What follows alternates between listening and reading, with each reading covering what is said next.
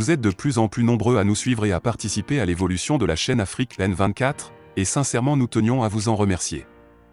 Nous lisons tous vos commentaires qui enrichissent le débat et vraiment nous vous demandons de nous soutenir, en vous abonnant et en aimant les vidéos pour une large diffusion, et pour continuer à avoir une ligne éditoriale indépendante, et vous proposer de nouvelles émissions toujours de plus en plus enrichissantes.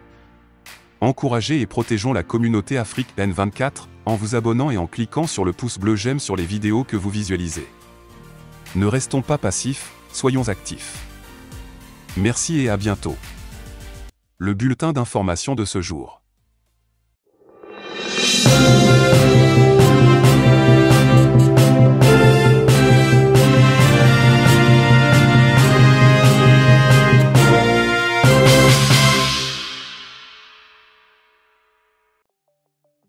Togo. Campagne de sensibilisation sur la déclaration des biens. Si ridicule, ce dilatoire. Dans la parution numéro 3767 du 23 décembre 2022 du journal Liberté, il a été rappelé que l'année 2022 se terminait sans que les personnes assujetties à la déclaration des biens et avoirs n'aient sacrifié à l'obligation. Dans l'article consacré au sujet, il a été relevé les différentes et longues étapes imposées à cette disposition constitutionnelle rejetée par ceux qui sont à la tête du pays. Le dilatoire se poursuit. Si on en arrive à initier une campagne à l'endroit des autorités, c'est dire la frilosité qui doit régner dans leur tête. Il y a du nouveau en ce qui concerne la déclaration des biens. Non pas dans le sens que vous l'imaginez, mais dans un autre, plus bizarre. Et pour cause, le sujet relatif à la déclaration des biens et avoirs a été abordé ce mercredi 11 janvier 2023 lors du Conseil des ministres présidé par Faure Gnassingbé. Je préside, ce jour, la première réunion du Conseil des ministres pour l'année 2023.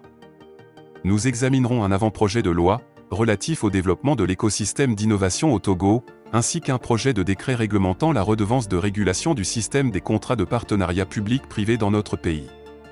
Le Conseil écoutera également des communications portant notamment sur le déroulement à Lomé de la deuxième édition de l'Africa Financial Industry Summit, AFI, qui a connu un succès sans précédent et renforcé la position de notre capitale comme plateforme financière de renom, a tweeté Faure Gnassingbé. Avant d'ajouter, sont également prévus au titre des communications, l'étude d'impact des véhicules lourds sur les infrastructures et la campagne nationale d'information et de sensibilisation sur la déclaration des biens et des avoirs. Une campagne nationale d'information et de sensibilisation sur la déclaration des biens et des avoirs. Quelle ingéniosité de ce gouvernement qui a promis en octobre 2020 gouverner autrement.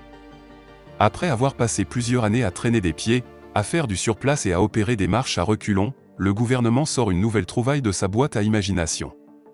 Aucun sacrifice n'est trop grand quand il s'agit de contourner la loi, devrait-on dire.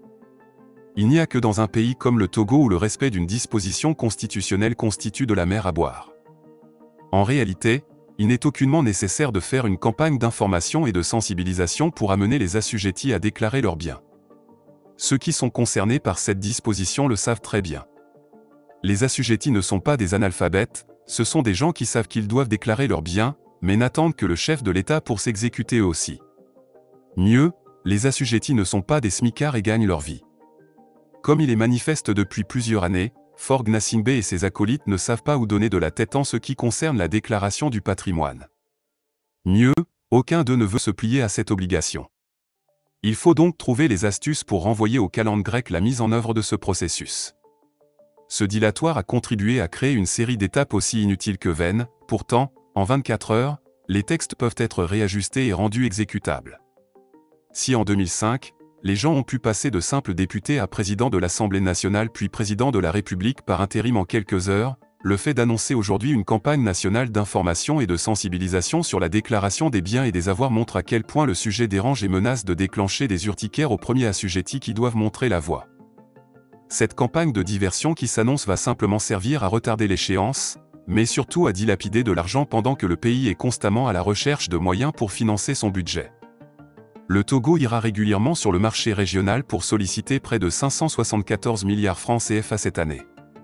Aussi, faut-il noter que la campagne annoncée par Faure Gnassingbé ne devrait pas constituer un alibi pour se soustraire durant un moment à l'obligation de déclaration des biens. Jusqu'à preuve du contraire, la loi sur la déclaration des biens ne dit pas qu'une étape de sensibilisation est obligatoire. Sur des sujets d'importance tels le 5e recensement général de la population et de l'habitat, RGPH 5, Bâclé du début jusqu'à la fin alors qu'il concernait toute la population togolaise, le gouvernement n'a pas cru bon de faire une campagne de sensibilisation. Mais lorsqu'il s'agit de respecter une disposition qui permet de lutter contre la corruption et l'enrichissement illicite, sport favori des dirigeants, on crée le dilatoire en annonçant une séance folklorique. Une chose est certaine, si Faure Gnassingbé déclare ses biens, dans les minutes qui vont suivre, ses ministres et autres collaborateurs vont lui emboîter le pas. Puisqu'ils savent que leur mentor est réfractaire à cet exercice, tous refusent de le faire et attendent qu'il commence. Ainsi va la gouvernance au Togo. Togo. Le gouvernement se félicite des chiffres, la population s'enfonce dans la misère. Par le biais du communiqué sanctionnant le dernier Conseil des ministres en date du 18 janvier 2023, on apprend que le Togo réalise des performances exceptionnelles en matière d'inclusion financière. Le gouvernement avance des chiffres qui étonnent plus d'un, car la réalité des Togolais ne traduit aucunement ces chiffres. Au cours des dernières années et grâce aux actions entreprises par le gouvernement, le taux d'inclusion financière est passé de 72,5% en 2016 à 81,5% en 2020, soit la deuxième meilleure performance dans l'UEMOA.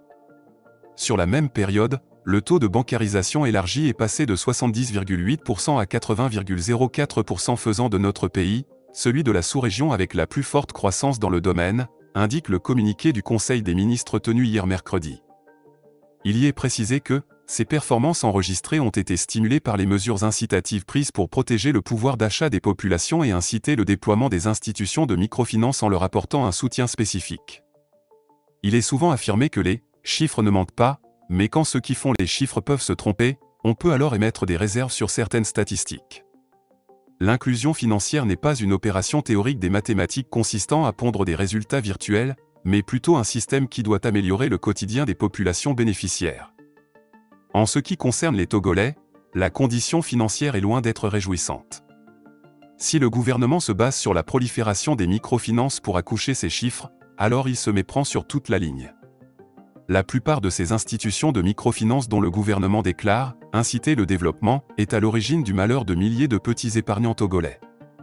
Cela devient une habitude pour ces structures, microfinance, de disparaître avec les pauvres épargnes des Togolais.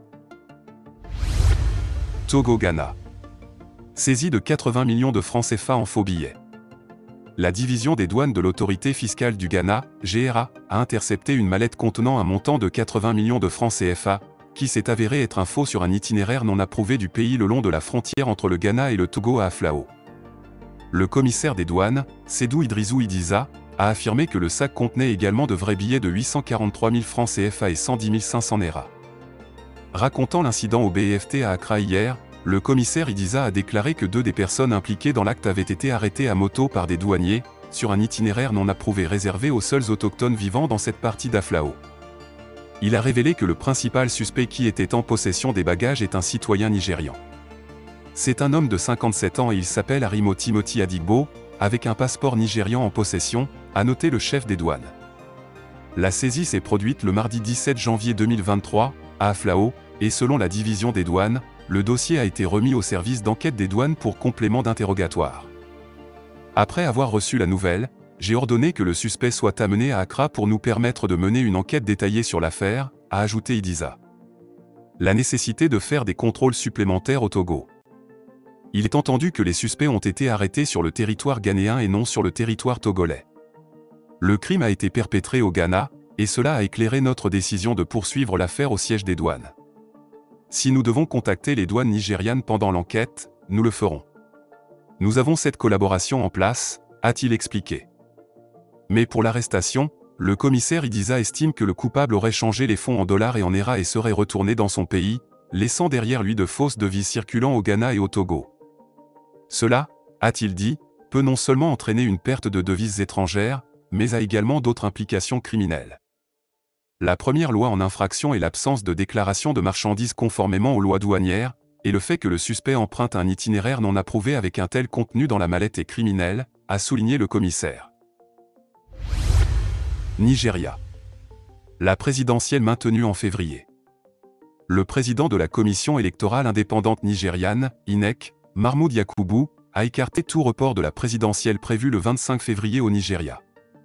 S'exprimant devant un groupe de réflexion à Londres, M. Yakubu a déclaré que L'INEC était bien préparé pour faciliter le vote dans la nation la plus peuplée d'Afrique malgré les défis.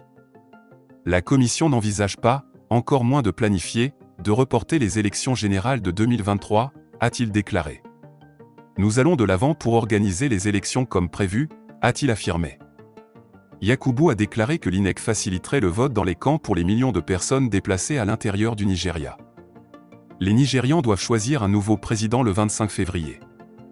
L'actuel chef de l'État Muhammadu Buhari, au pouvoir depuis 2015, se retire après 2 mandats, comme prévu par la constitution nigériane. Vous êtes de plus en plus nombreux à nous suivre sur Africaine24, et vraiment nous tenions à vous en remercier. Nous lisons tous vos commentaires qui enrichissent le débat et vraiment nous vous demandons de nous soutenir pour continuer à avoir cette ligne éditoriale indépendante, et vous proposer des émissions toujours de plus en plus enrichissantes. Merci et à bientôt. Likez la vidéo si ce n'est pas déjà fait. Laissez aussi votre point de vue en commentaire. Abonnez-vous et cliquez aussi sur la petite cloche de notification pour ne rien rater de nos prochaines vidéos. N'oubliez pas de partager aussi la vidéo et de la liker.